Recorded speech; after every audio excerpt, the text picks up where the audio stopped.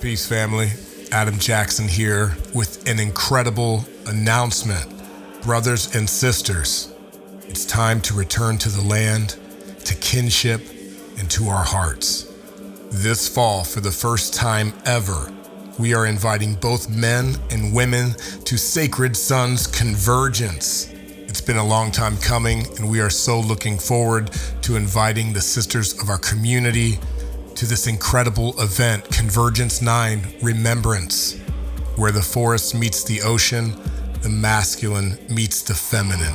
Join us for this incredible remembrance, September 19th through 22nd in Olympic Peninsula, Washington. This is going to be 4 days of community, men's and women's councils, ritual connection, ritual combat, sound healing and songs, pillar workshops, and a celebration of our unity.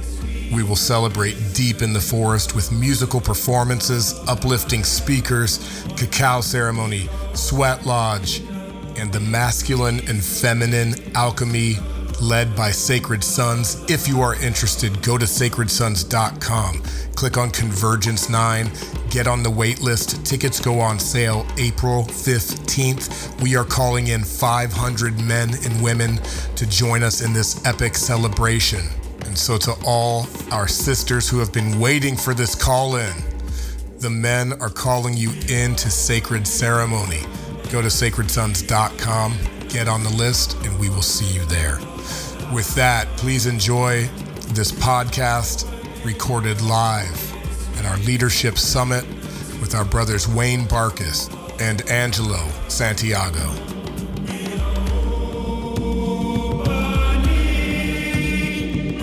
Wayne, I'll start with you. Yeah. You came in to an EMX. Could you just give us an idea of the state of your life and what was happening for you when you first entered into our community? Yeah, it was 4 years ago from actually this time. Yeah. And I was an absolute disaster. I had burned pretty much every bridge and relationship that I had.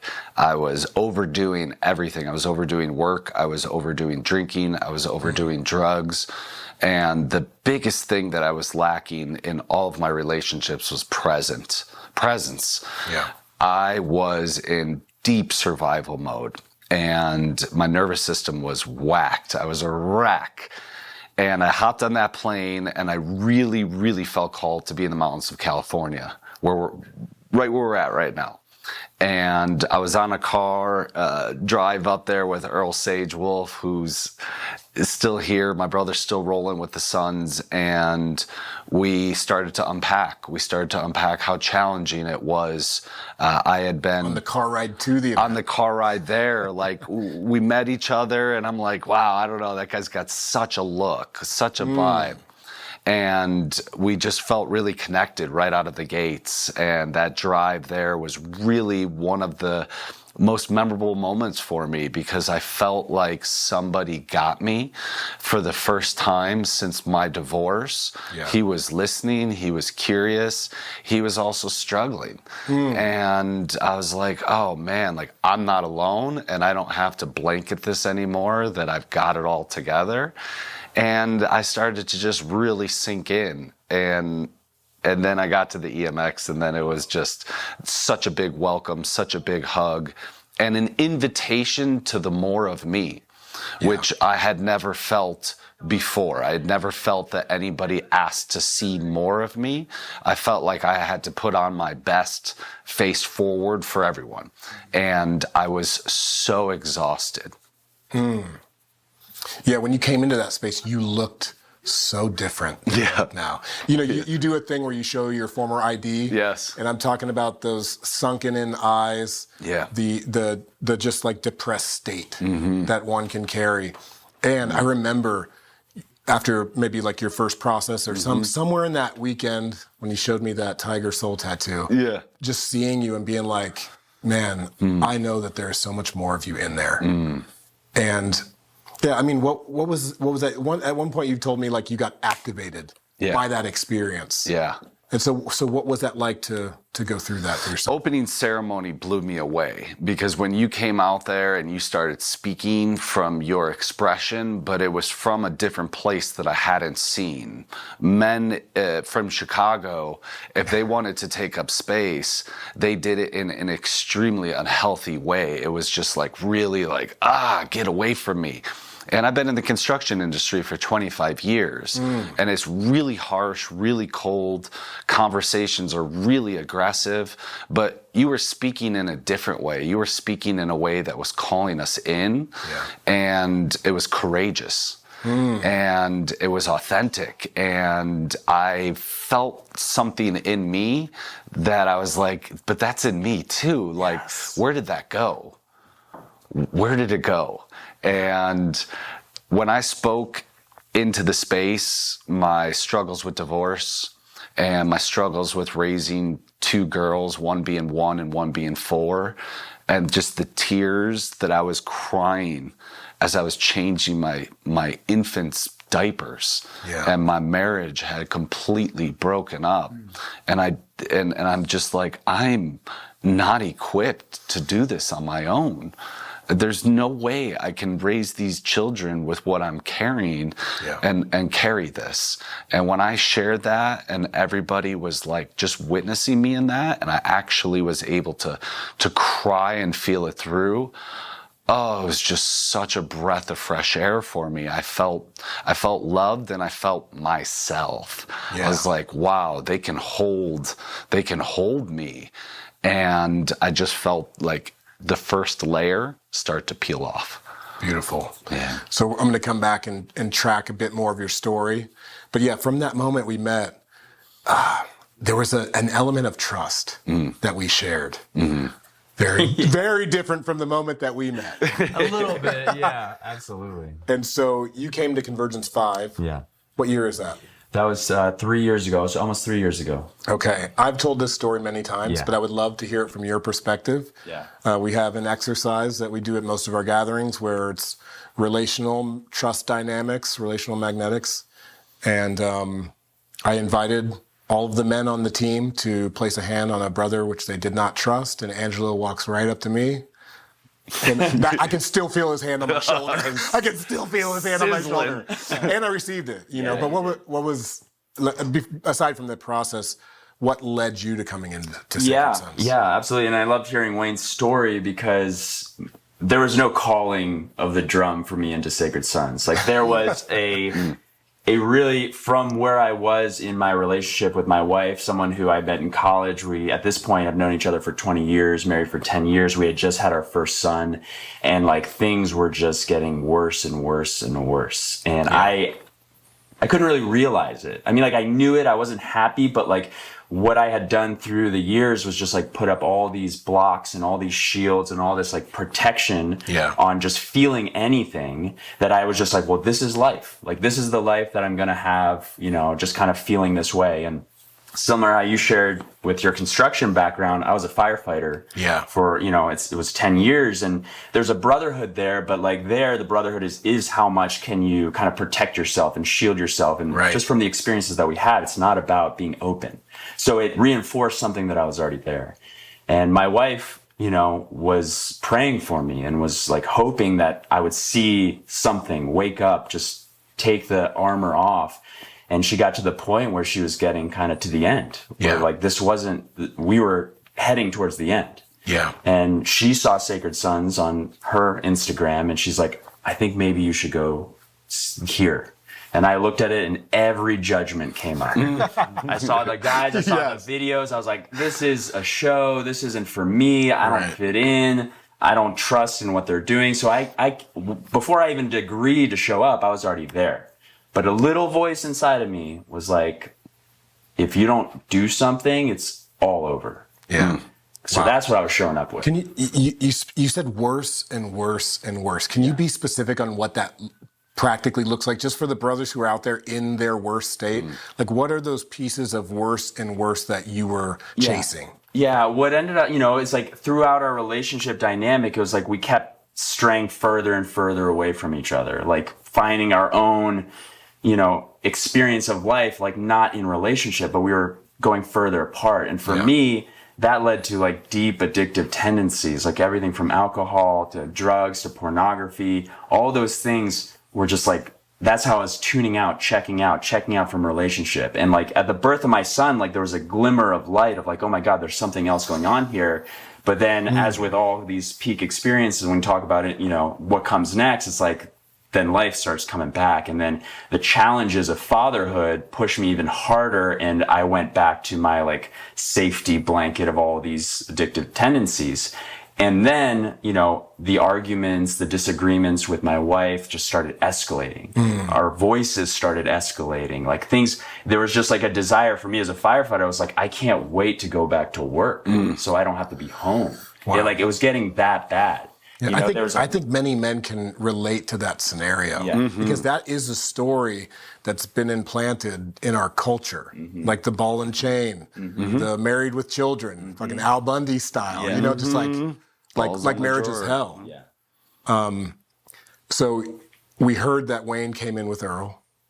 You reluctantly said yes. And I almost get a sense that you said yes to please Julie. I said yes for the same reason I said I can't wait to go back to work. It's like, yes, okay, 4 days, 4 days in the desert with some guys who I don't really know, but like, it could be some fun. I like being outdoors, like, you know, 4 days of like sleep, you know, after having a newborn, you know, it's like, I was like, my whole nervous system, like you said, was just like fried and everything. I was just like, okay, whatever. 4 days. I don't know what this is. I'm willing to try it. And like, it's a little bit of like an escape. And so who was in the car ride with you on your way to Convergence 5? So I drove down to Los Angeles and I stayed with a man who I had never met. I met him because he was another participant, Alessandro Nori, and which also happens to be, Alessandro is the name of my son. So of course, like... The divine alignment's already happening. Exactly.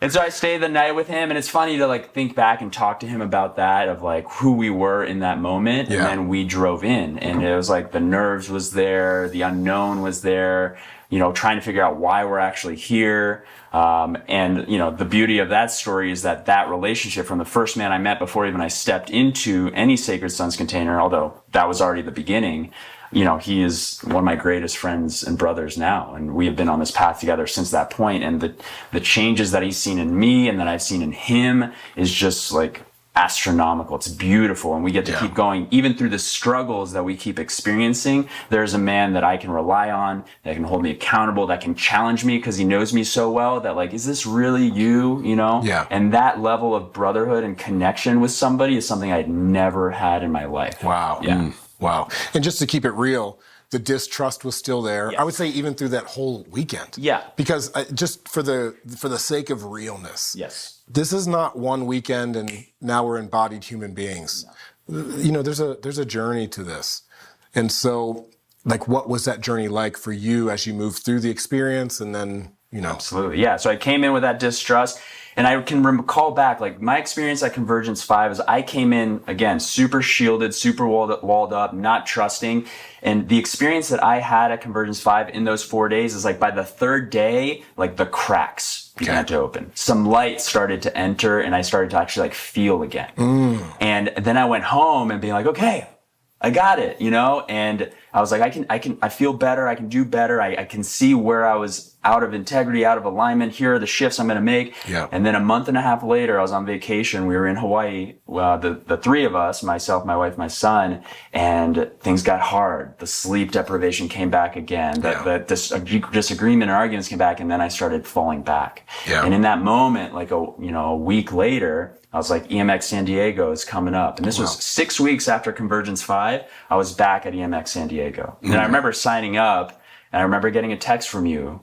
And you just sent me, I think you just sent me like a lion and a heart emoji because we were on the same team. And I just got that text from you. And I was like, wow, this man, like, he cares. Like, he cares that I'm coming back. Wow. And I came back, and at that second, EMX San Diego was when like the cracks had already started to open. And at that point, I was ready to step in and do what had to be done. And then that's when And so what were the actions? Because I know after this EMX, you went home, and that's when the deep changes, the deep transformation took place. That's when I understood what it meant to like sit in ceremony and connection with someone, which I learned in here. And I brought that home, and I sat with my wife, Julie, and we just confronted absolutely all the darkness in our relationship from the moment that when we were came together in college, to everything that happened in our relationships, the ins, the outs, even to the point of when we got married, and acknowledging that like who we were when we got married were two people like really hurting, really in addiction, really not living truthfully to each other. Yeah. And to a point where, as part of our journey of like facing that and all the sadness and the anger and the grief that came along with that, it was like we had to start anew. Yeah. I proposed to my wife on the Golden Gate Bridge because that's where we were living at the time. And one of the steps that we took is we went back to that spot and we took our rings off and we chucked them into the bay. Yeah. Because we had woven a marriage and brought this child to this earth in like a really just place where it was not who we know we are capable of being individually and collectively. So it was like a chapter closing. Yeah. And I also understand that was the time you gave up the alcohol. Yeah. You gave up the pornography, those types of things, just like washed it all away. How did you do that? Like, I know what we do is powerful. Yeah. But that's you. Yes. That's it was, you for me, my journey included like not only staying in connection with Sacred Sons, I sought out support from absolutely everywhere I could go. Wow. I mean, my best friend from high school, I knew he had his own journey and his experience with what he was going through. I reached out to him and like built a connection with him. I stepped into 12-step recovery programs. I sought out other men's groups locally where I was at. I found guys who were working out on the beach together and just connecting, and just like I knew that I had to do everything in my power to stay on that course. Like, It wasn't, like you said, a one and done or two and done experience. Like, I was shifting absolutely everything in my life from going in that direction, which was like total destruction and annihilation of like myself, into this where it's gotten me here today, which I say every time I speak to something is nothing short of a miracle. Like, it is bliss, it is beauty, it is peace, it is love, and that's why I'm still here. And this is why I'm calling in every single man that I know and those that I don't know to step into this, to come and just like understand that no matter where you are, what you've done, what you've experienced, how bad things are right now, there's no guarantee of where it's going, but in stepping into an opportunity to face that, to be seen in that, to speak the things out loud that you hide so deeply into somebody else, into another man's eyes, and then take action in your own life, everything can change. And maybe even have a little accountability from said man or from some of the brothers that we meet. Us three, we have something in common, which is separation is what brought us into the work. And it's not necessarily like divorce, separation from a beloved. It's really separation from ourselves. Like when I had that moment of like, who am I? I lost some essence of myself. And maybe externally, a relationship falling apart is a result of that. But really it's the internal separation that calls us into this work. And so Wayne, you also experience like that separateness from yourself as you were speaking to. I wanted to get your journey with substances though, because I'm always inspired by the brothers who put the alcohol down and who put those, the pieces of destructive escapism down. Not because anybody told you to or made you to or is barking up, calling you and making sure you did it, but because you had that inversion of responsibility and like that I'm going to own this. What was that like for you? It began in opening ceremony when you gave the agreements. Each agreement that you gave in chaos, I was completely blown away. I had not experienced any type of parenting that taught me any of the things that you were speaking to in terms of confidentiality. Our family would talk about everybody, and it was very gossipy, and honesty wasn't something that we would do in our family. Everything was brushed under the rug, and we would just speak to surface things, acceptance, and then the big O, the ownership. It was the first time I had even heard the concept, especially being in construction. Everybody would point the finger.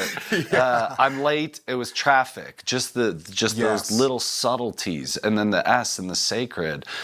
I had no sacred in my life. There wasn't a form of rituals. There wasn't a form of connection to myself whatsoever. So the level of disconnect that I had to values, to like healthy mentorship, and to the sacred, when you said that, it was like just a bolt of lightning that went through me. I need to go on that journey for myself. And I've been on that journey for 4 years now, and it's been exploratory. It's been uncovering. But the biggest thing that I had to take ownership is that I have a problem. I have a problem with drinking, and I can't control myself. And in order to be able to show up in a new way for my child, I'm going to be able to, I've got to stop everything. And so, cocaine was like a hidden little vice that I had, and I just went clean. And I went clean, but I had support in it. I had brothers in the Sacred Sons that I had to check in on, and they were following up, and they were like cheering for me. And I started reading wisdom that would help me to like rewire my body. But the biggest shift in that connection was that as I started to remove that from the space, the amount of other things that filled the space that you made room for in your life, I made room for, was something that I had never given to myself, because I was constantly showing up for the world, for the world to pour it on me. And once I started pouring it on myself, it really started to get juicy. I was like, wow, this is good. That walk in the morning at 5 a.m. with the sun, I'm singing Kale's prayer song. And I felt like I was back in opening ceremony again. And I started implementing these rituals in that space, which I hadn't devoted myself to anything except for disappearing from the house and going to work to avoid the thing.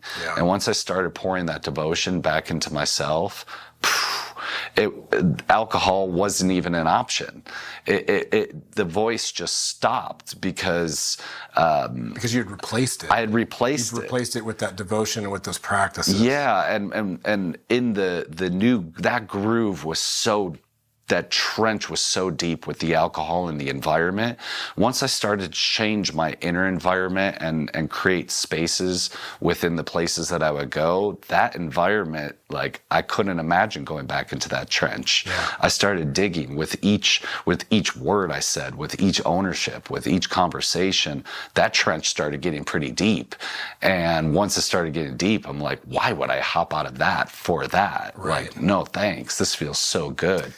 It's one of the things I love about this work, and when we come together, is that once you see it, you can't unsee it.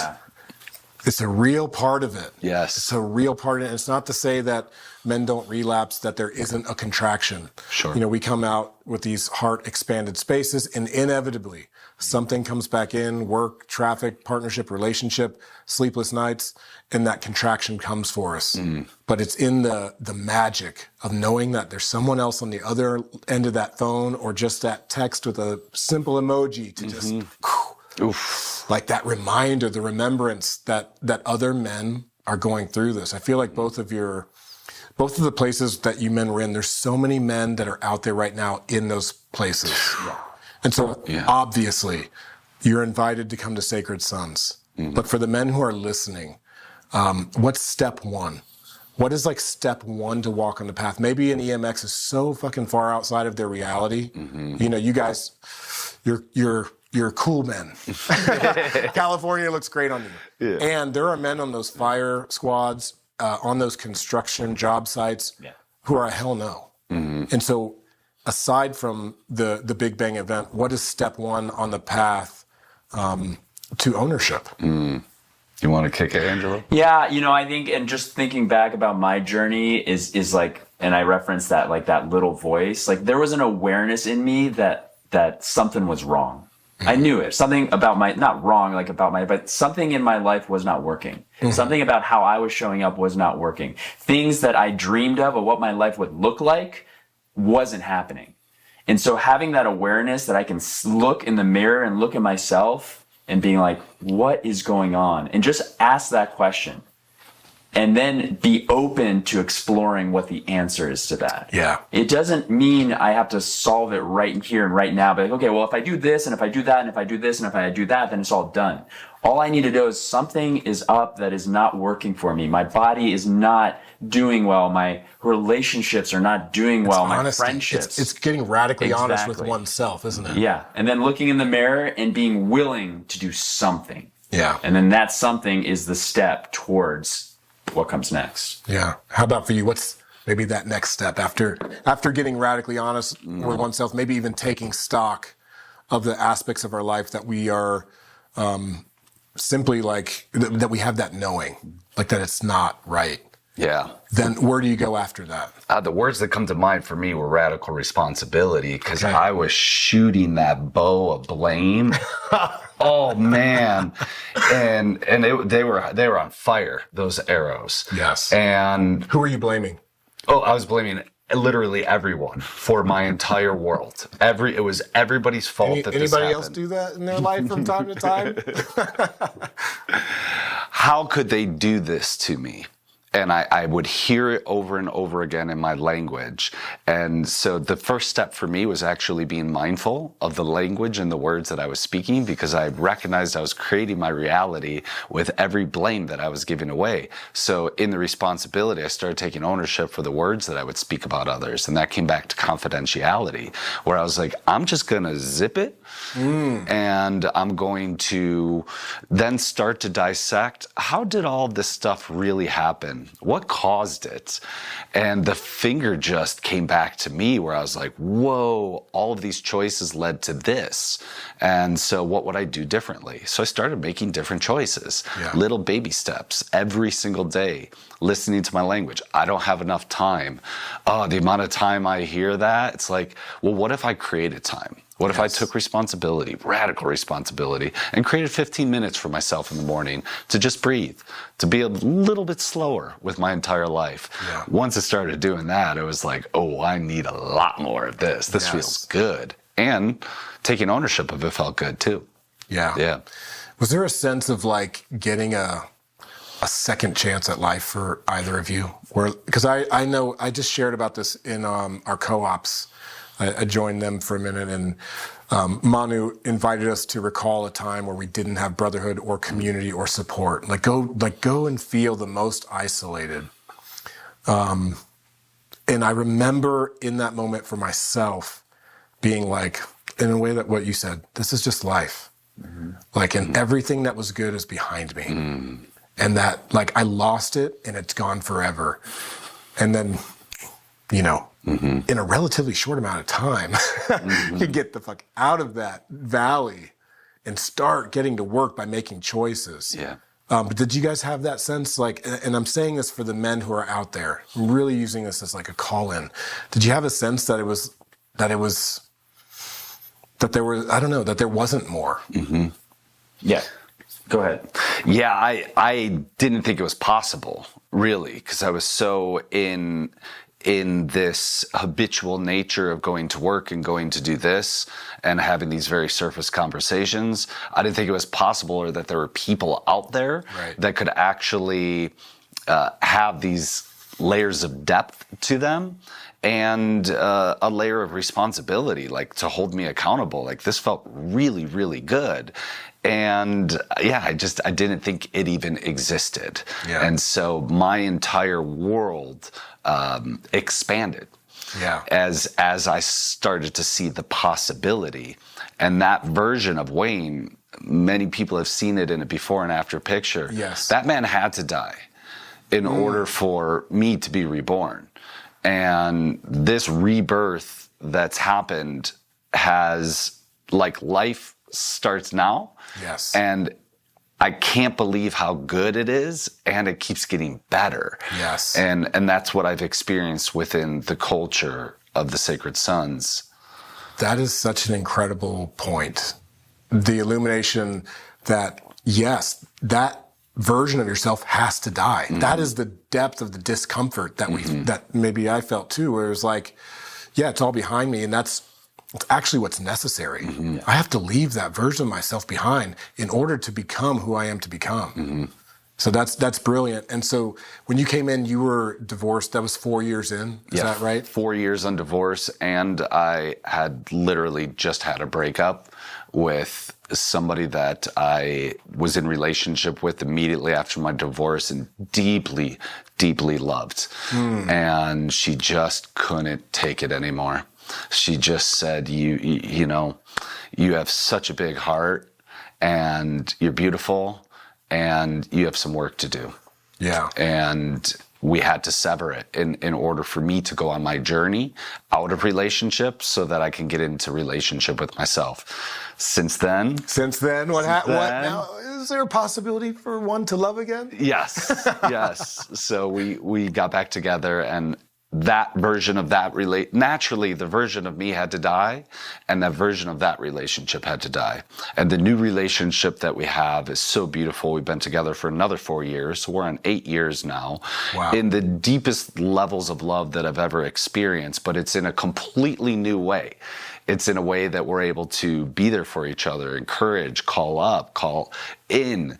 It's so precious. And yeah, that's amazing. You guys' story is actually more symmetrical than I thought. Yeah. Because the relationship had to die, that version of you had to die, and then you reclaimed it. yes, Because of your knowingness and because of the love that was clearly there. clearly. And so you're still together to this day. This is going to be very inspiring for so many women to hear that it's possible. Yes. And so you told us you threw those rings off the Golden Gate Bridge. Yeah.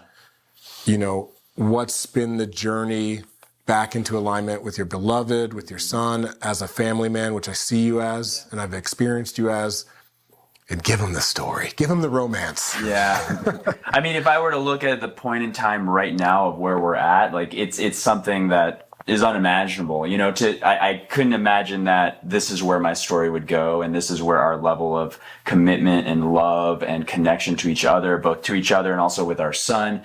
We're even talking about bringing another life into this world, which is a whole other story. But yeah, it was something that it was like, I had to go into the dark depths with you brothers in order to come out. And then I've experienced that, like, in our relationship, we had to go there together in order to come out. And in the coming out of that has been like, we shifted so much in our life. You know, we felt the need, we had to pack up from where we were and almost start over somewhere new and create a new life for us, like tend to the roots of our family tree had to be planted in fresh soil. And that was part of our experience. And in doing so, like, it has begun to blossom and just grow fruit and just be this exceptionally beautiful experience, even to the point that actually it's probably like last month or 2 months ago, on the anniversary of the day that I proposed to her, I created this. How many years prior was that you proposed to her? You guys have been together for like forever. Forever. So we've been married for 10 years. So 10 years later? 10 years later, from the exact date that I proposed to her, at our home on this new land that we live in, on this like very sacred space, I created a ceremony for us to step back into a new union, a new like sacred relationship. And I bent down on one knee and asked her to marry me again.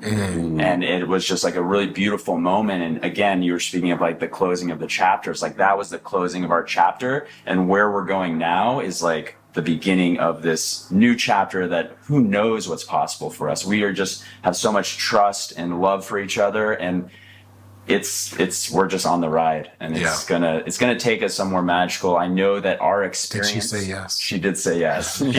She screamed yes out into the sky. Wow. Tears were flowing. It was just like such a beautiful and spiritual experience too. It was more, you know, where I was when I first proposed to her. It was almost like you were saying, like, well, I'm just going through the steps of life. You know, I went to college, I went to graduate school, I got the good job, we bought the house, we're doing the thing, you know, okay, now we're going to get married. It was like I was doing the checkbox thing of life, which is how I was moving through life. And that's what got me to the point. I was like, well, I checked off all the boxes and I don't like what's happening. Yeah. So the boxes aren't the right thing to be checking off. And that's what led to where we are now. Yeah. It almost seems like for many of us, we don't even finish the chapter. Yeah. We get to the point where the chapter's coming to an end and we go, you know what? I'm not going to read the rest of the book. And what happens when you don't turn that page to the next chapter? You don't know what's possible. Yeah. You don't know that there's more to you. And specifically around one's identity. Men are so often identified with their occupation. You know, construction worker, firefighter, engineer. Like we wear that like a badge of honor, and sometimes that's limiting. I would say most times it's limiting. Even Sacred Son, to limit myself to being just a founder of this organization. Like I'm so much more than that, and we are more than all of the things that we do and share. And so, what was that journey like? Just again, speaking to the men, there's a firefighter out there right now who's like, "Fuck this! I'm about to give up." Yeah. Straight up, because I know there's a lot of unimaginable trauma that is experienced in that field. And what was it like to relieve yourself of that identity and to step into just being who you are? Yeah.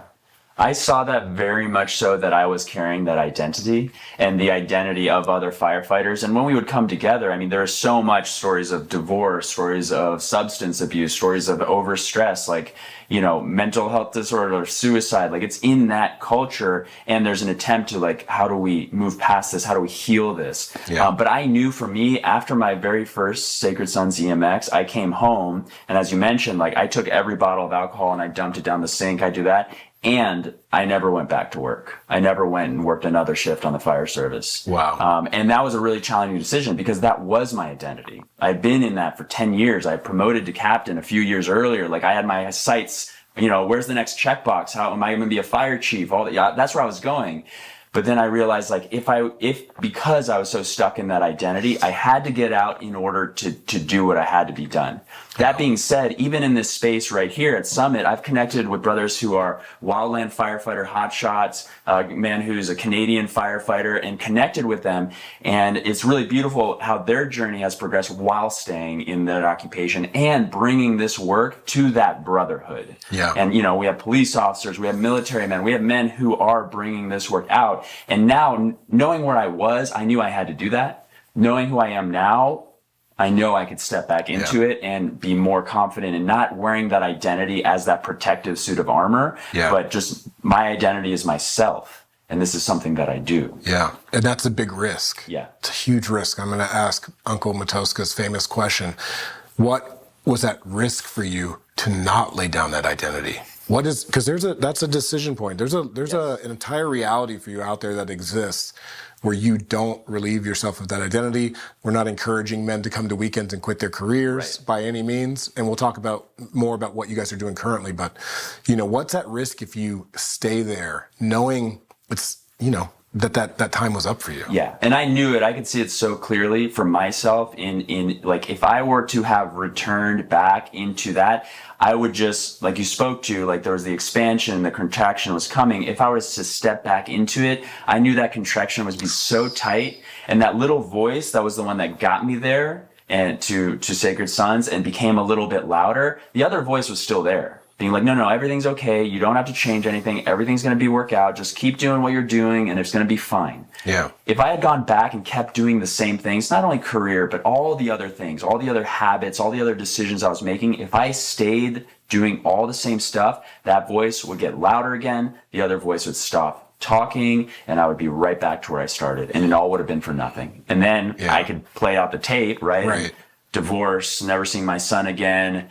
Who knows what I would be doing, where I'd be living alone or, you know, whatever. Sure. Who knows? But that's what I knew. I had to make drastic changes because where I was and getting a glimmer of where I could be required that of me. And that was the hardest decision. People thought I was crazy to leave this career, this pension job. That's what it's going to be. People are going to be like, the security. Yeah. They're going to bring the fear energy of, you know, that's a big thing, especially as providers. Yeah. Wow. How about for you, Wayne?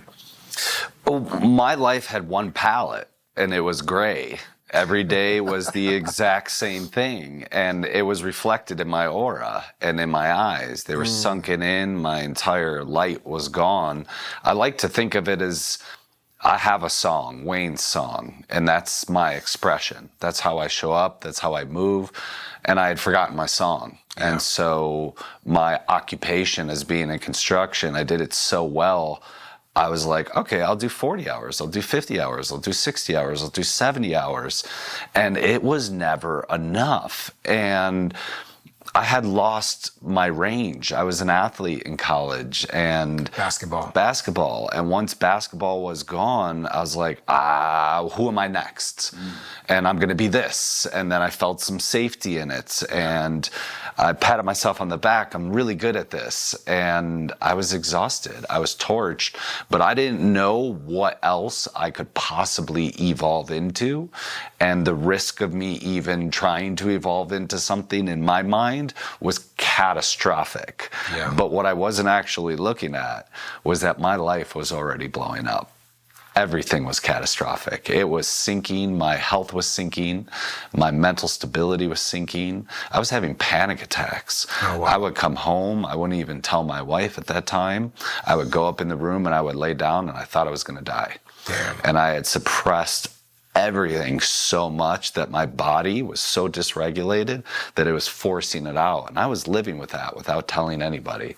So what was at risk for me was probably a heart attack and to leave my daughters without a father. Likely, had I gotten, because I was as deeply depressed as I think I could possibly be, likely would have considered taking my life, because what am I? And I didn't want to go another 20 years on that path. I couldn't. I just couldn't go much further on the path that I was going. It was done for me. Like this is not working anymore. Yeah. And that's the answer to that question often. What's at risk? This life. Yeah. You know, and it's out there. It's at risk for so many men. You know, we don't need to run through statistics. Everyone is clear. Like, men are killing themselves at an astronomical rate. And men are out there dying who don't need to be dying. Yeah. They're leaving families behind. And that doesn't need to happen. Yeah. And so when I hear both of these stories, could you speak to how the love of the women in your lives saved you? I don't think there's another way to say it, or encouraged you. And what does that mean to you when you talk about Julie praying for you? Yeah. Like, what would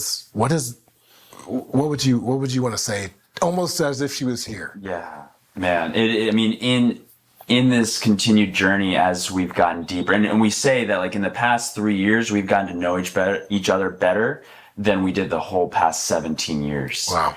And when she's open and shares stories of, like, what it was like for her to be with me then, and I can hear it and not, and accept it, like, that's who I was. And when she shares that, like, literally she would pray for me.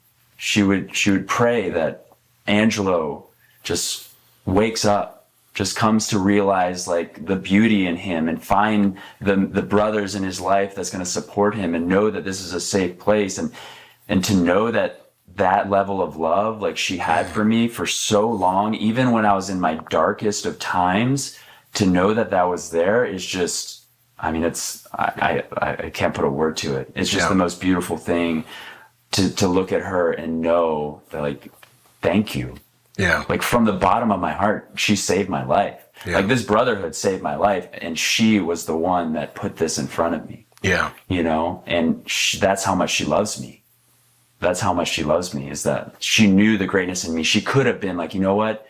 F this guy. I'm out of here. I can have a much better life without him. And at that time, that was true. Yeah, and society's encouraging that. Yeah. Women are encouraging women, leave that man, do that. And here she is praying for you, praying for you to just wake up. Like, for me, that feels so incredible. And so many women ask us, how do I get my man to do this or that? How do I get my man to be a sacred son? It's like, I don't know. Yeah. But start praying. Yep. I think that's a really good first step there. Yeah. Just start praying. And what she shared with me that was, and it's what I felt that made me come, is she, within her own power and her own sovereignty, made a decision that, like, you know what? It's time. It's time to put the pressure and accept it to myself that if he chooses not to change, then I have to make a decision in my life. And she shared that with me. Wow. And I could sense it. That was not what she said to me when she showed me Sacred Sons, but in doing so, I could sense it. And I could sense the realness of it. Yeah. Like, there was realness in her presence in that moment to call me into greatness. And, I honor her and I thank her for it. And it's a blessing. And to now know that my son is going to be with a father and a mother who love him, who love each other. Yeah. Because that was the reality for me in coming to that first event, is I witnessed a man have an experience. And in doing so, I saw my son. And when I saw that, I came to the realization that if I don't do something, my son is going to be here in 20 years and he's going to have to be going through this talking about me. And so at that point it was like, I don't know what's happening, but something is happening. Yeah, that's an important reflection. We see men often go through processes and stories of father wounding, father abandonment, mother wounding, the smothering mother. And when we see that, we're like, not my kids. Yeah. Like that, there is that moment of deep inspiration from the desperation of others that we will not, leave our families in that way, that we will do a little bit better. Yeah. Right?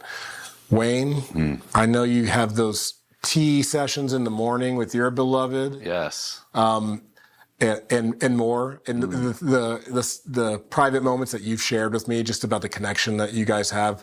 What has that meant for you to have the support of your beloved? Oh, it's everything. She's added color to my palette. She's you got that gray all coming up. Just, my face is glowing now, but she introduced beauty into my life, and that was. I love doing and accomplishing, and I have that energy just online, and I love showing up really big in the world, but slowing down and just being with simplicity has been the greatest gift that she's given to me. In the beginning, she used to call me out on all my shit. You need to slow down, you need to do this, you need to do that, you need to do that. And I'm like, man, this feels like my nagging mom, and I resisted all of it. And then one day she stopped nagging and she just did it herself. She went in the corner, created an altar, was clipping roses. She started singing and dancing. And it was the most beautiful thing for me to witness in my home. I'm like, this is our home, but there's Claudia's space in the corner, and that space is sacred to her. And so she really introduced what sacred was to me before I even knew what it was in her own way. And since then, in our relationship, I now sink into that sacred with her, and we get to do sacred together. Yeah. And we've been in tea practice. She's been in it for years, but I've been in it daily for the last year. And it's a softening and it's a listening.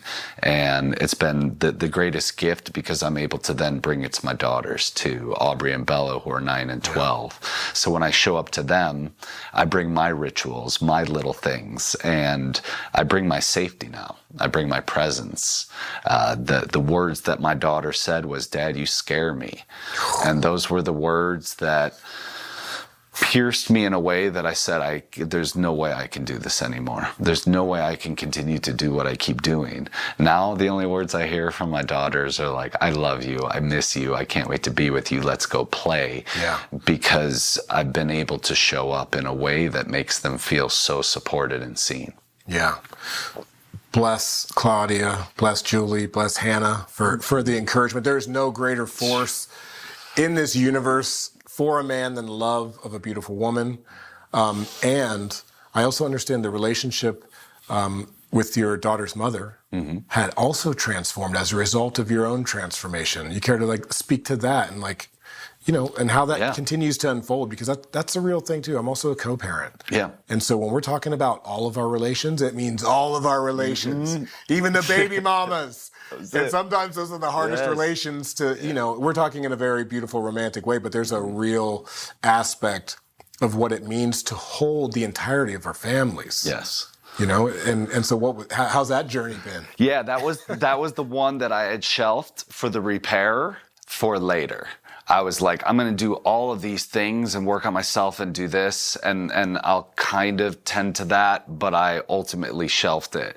And I hid some of my interactions that I had with her from people. I was completely out of alignment in that I was acting as though I had it together, but there was this residue over here that I wasn't fully taking care of. And I had to really go inside and take a look at that space to make sure that I had excavated excavated that which needed to be excavated, and I really had to go much deeper.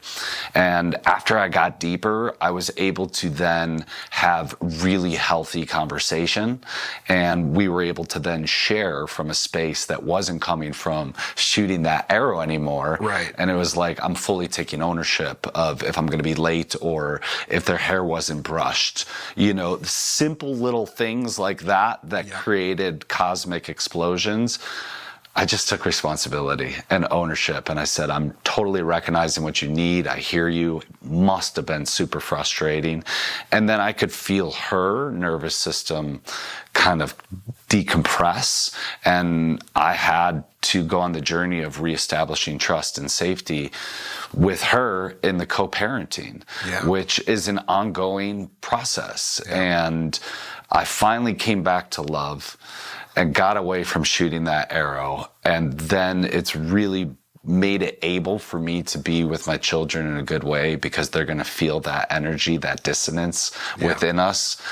Even if we think we're hiding it in emails, children can feel everything. Wow. Yeah. Wow.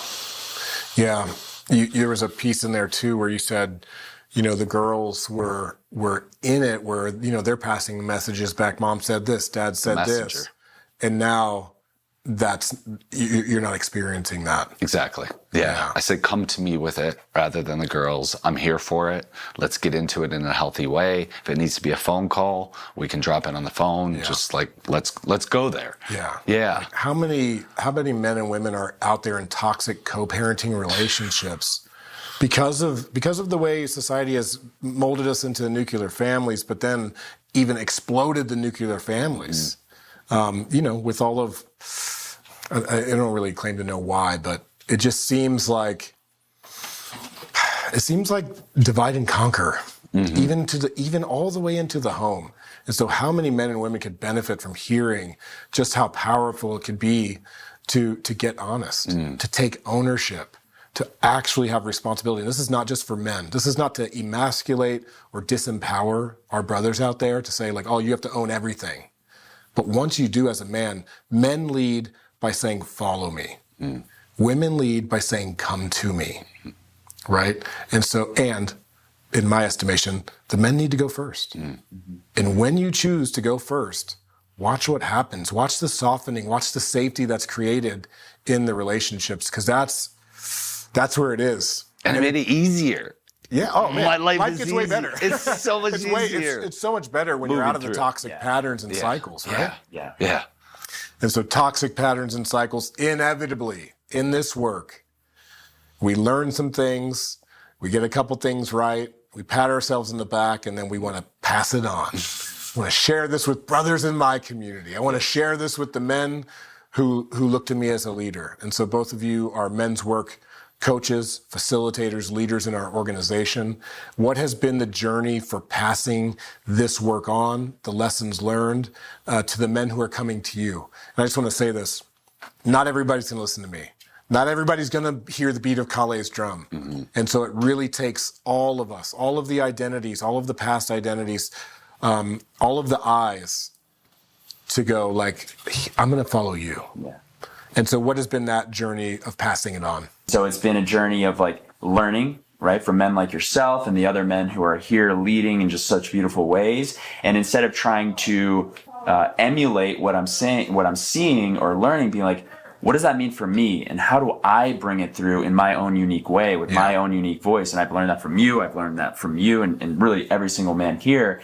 And then exploring, like refining, like, how do I share my words? How do I share my presence? How do I move? How do I connect with somebody? And in doing that, and it's like, it's really supported me, not only in my own life, in my relationship, but in connection with other people. And this week, I've had just such incredible reflections from men, just sharing what they've seen of me and how they've seen me change and grow and evolve. And it's once I just became open to receive just what it is and how it is I'm here to do things, and just exploring that it's like allowed me to feel more confident in it, to really stand up and being like, okay, I am a leader here. Yeah. And there's something for me to lead. And it's not for everybody, just like you said, not everybody's going to attune to me, but for the ones that do, I want them to know that I'm here and I'm all in. You know, like I've seen what it's done for my life, and I want to make sure that every man knows that it's also possible for them. Yeah. And maybe it's me, and if it is, I'm here. Maybe it's you. Maybe it's you. Who knows? But Yeah. I'm in. Yeah. How about for you, Wayne? The journey of passing the ball, passing the life lessons, and also passing the, we keep mentioning the eyes, you know, but like now when you look at men and you speak to the men and you coach them and you help them transform and get activated, like what's been that journey for you? Oh, it's been such a blast because I've come to the conclusion that I matter, and that all of that stuff that happened for me, and I get to share with other men in the way that men held space for me. I get to be that, so I get to pass the torch. But it's been so easy and effortless to do it because I feel so resourced. I feel like there are so many brothers in this community that are doing such amazing things that I'm constantly inspired. Constantly blown away. I was sitting by the fire last night, and we had Mexico representing by the fire, and I was getting to hear their songs come through. And then we had Maui, and then we had London, and I'm like, whoa. I've just created such a beautiful, colorful palette of men that I get to learn from now from across the globe. Yeah. I can't explain, but it's like that drum beat that Kale did. That beat just lives on within me now. And it's that pulse continues me to come back to showing up in a great way for humanity in the way that y'all started this off. Yeah. And I'm just a part of that drumbeat of the song. Yeah. We're 6 years in. We have lifetimes to go. Yes. It's been said this weekend that Sacred Sons is not here to change the world. We are changing worlds. And I feel that from both of your stories. Like the entire stratosphere of the world that you encompass has changed. And so it's not about changing the world, but like it is our responsibility to command our energy in a way that positively impacts our reality. Yes. And that's what's happening. We've been talking a lot about relational stuff, and we know this work is both physical and relational. So I want to wrap up on the physical, especially with your journey, and I want to hear about yours as well, because you're an embodied warrior. You have recently found an affinity for Muay Thai after maybe some convincing. I remember you coming to me like, why? I'm speaking to the boxing and to sparring and to physical combat. And you're like, I get everything we're doing here, right? But I don't want to box. You had an aversion to it. It's fear. There's a fear response. No one wants to get hit in the face. Until you get hit in the face and you realize you can take it, and that it actually, like in the Fight Club way, it can also be inspiring. What was your journey with that element, with the physical element of the work that we do? Yeah, I remember from day one, like that, being terrified of it. One, I was terrified of any confrontation, like communication, like all confrontation. I was standoffish, and because I had such an inflated like belief of myself that I'm the smartest guy here. I can like argue my way out of anything, like all this. Yeah. But the physical was like I had an inflated sense of self. It's like, well, I'm strong. I can figure myself out. I can, whatever. But if I were to be tested in front of other men, like I was terrified because I was going to really learn. What part of you is terrified? Just this aspect. I mean, this aspect of myself that felt like I could actually protect myself, protect my family, protect my children. It was like I had this idea that like, yeah, I'm a protector, but I've never actually been tested. Yeah. And I was never a guy, never got in fights in growing up. It was just not part of my life. And so everything was like scary. Any challenge to my identity that we spoke to, any challenge to my identity of who I am was like scary because it was going to possibly prove me wrong about my belief about myself. Yeah. And so probably the first two events I went to, I didn't do it because I would like hide in the corner. Were you hiding? Oh yeah, totally hiding. Like I totally remember every time, we would do it, I'd be like, no, And then I remember as the more I stepped into this work, even like as I got more and more into this work, into the embodiment, like that piece still scared the living crap out of me. And I remember I was, went to a therapist and I was talking to my therapist about it. I was in my head, and then I remember coming to you at one of the events where I was supporting as a like logistical wolf pack. And I came to you and we talked about it. Yeah. And you looked at me and you said, Angelo, it's 120 seconds. Just get in there and see what happens. And I was still terrified, but I did it. And what happened? What happened? The first time I got punched in the face, the biggest smile came on my face. Because I was like, okay, this happened and I didn't die. And like, everything's okay. And then it pushed me to like, okay, what am I here to learn from this? Like, and that's when like the physical piece for me like started to get explorative and fun. And then I started getting, I tried out BJJ, I tried out Muay Thai, I started getting way more physical in the gym, just really exploring. And then the important thing is that it wasn't like I'm going to the gym by myself, putting the headphones on, lifting weights. And it was like, I look for these things in community. And that's what was cool about martial arts, about CrossFit, about all these things. Like there's community engagement as well as the physical. So that's what I learned about brotherhood, is anything is capable with, getting rid of this idea, I got to do it myself. It's like, no, they're brothers. And so even the physical piece, I remember getting on a WhatsApp group with a bunch of guys from another event, and it was like every day I was in there telling them, hey, I just did this, I just did that, and other guys would be cheering me on, and they would be on the same journey. They'd be inspiring me. Like you mentioned, I'd be inspiring them, and it was like we all rose together. Yeah, it's amazing that on the other side of that punch is a smile. Yeah. We've got to wrap because we're about to go give some incredible announcements to our leadership community here. Wayne, you're a beast. Anything specific on the physical pillar that's present? I needed that punch. Did you? Yeah, I needed that punch. It woke up something within me, and I think it was, I'm not going to die. Like, this is okay. And then there was just laughter, and that punch actually led to deeper connection. Yeah. And I mean, it's scary. For me, and it's great. I've never probably told you. For me, it was wrestling bear heart. And it's not like I was terrified of bear heart. It's just that I was used to being the biggest and the strongest. Until Bearheart showed up in our circle. I'm like, this dude's bigger and stronger than me, maybe. And like we were doing with Trevor, it was what does he call that? Wild and Wise, and the invitation for men to step in and wrestle. And all these guys were going, and I'm a leader. I'll just hang out on the side, That exists in me too. And at one moment, I just stepped out in the front and I go, Bearheart. He goes, I've been waiting for this all day. And he stepped in and we wrestled. We wrestled a couple takedowns. And what happened for me is that it illuminated this play element. I forgot. It's not scary. It's play. We're meant to wrestle. We're meant to throw those punches. We're meant to be in physical contact as men. And so just all that to say this work is physical, it's relational, it's hugely transformative. It's been transformational in all of our lives. And thank you, brothers, so much for continuing to show up in it, not only as a leader, but as brothers, simply. You know what I mean? And I think, my hope really here is as people watch us, we're going to get projections on this. Oh, those good bros are spiritual. You're looking at a former fireman, a former construction worker, or present construction. You're still in construction. Still in it. It's like all of you is welcome. No matter who you think you are, there is more to you. And if you're interested, come to EMX North, Zulch, Texas, May 2nd through 5th.